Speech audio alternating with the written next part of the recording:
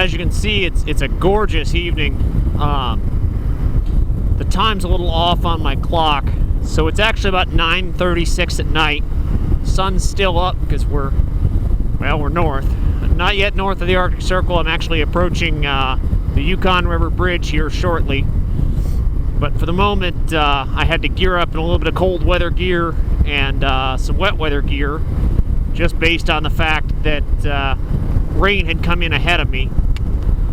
While I'm actually riding in dry weather, it wasn't worth getting soaked and saturated in cold early if I didn't need to, so I'm kitted up.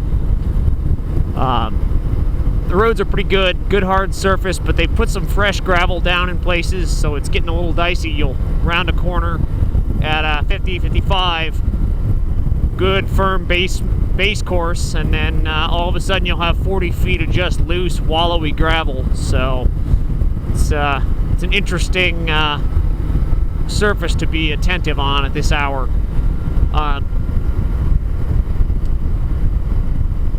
The howling of the tires seems to have kind of died down as they've gotten a little more broken in, so I'm barely even noticing the sound coming off of the tires anymore, which is good. I appreciate that.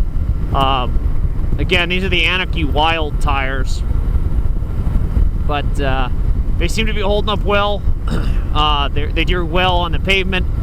Absolutely gorgeous handling running through the pavement, coming up here, running through the twisties.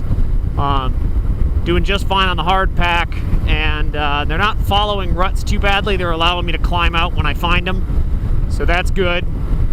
The loose gravel is an issue, but not as bad as it could be, so I'm certainly liking them so far. We'll see how they do the rest of the run up to Deadhorse. I'd say I've got about 400 miles left to go to make Deadhorse in one way before I turn around and come back. So I probably won't make it there till tomorrow afternoon.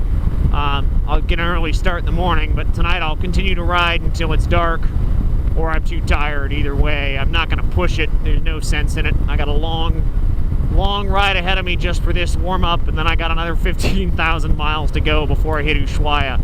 So no sense in risking it, but I'll make sure to get a good film of crossing the Yukon River Bridge so everybody who hasn't seen that before can get a look at it, and I hope this is as entertaining for everybody else as it is for me. It's an amazing place to live and ride here in Alaska, and if you get the opportunity, yeah, it's a road to nowhere, but man, it's gorgeous seeing this black spruce up here, and the clouds this year have been spectacular. So while I'm supposed to keep it pretty brief, I just wanted to give a little bit of an update and let you guys see what I'm riding and see where this ride's starting off at. The CB is just amazing. I can't imagine. I could do this ride on my KLR, but this is such a better bike for it, and it's such a smooth ride, just so relaxed, so sedate.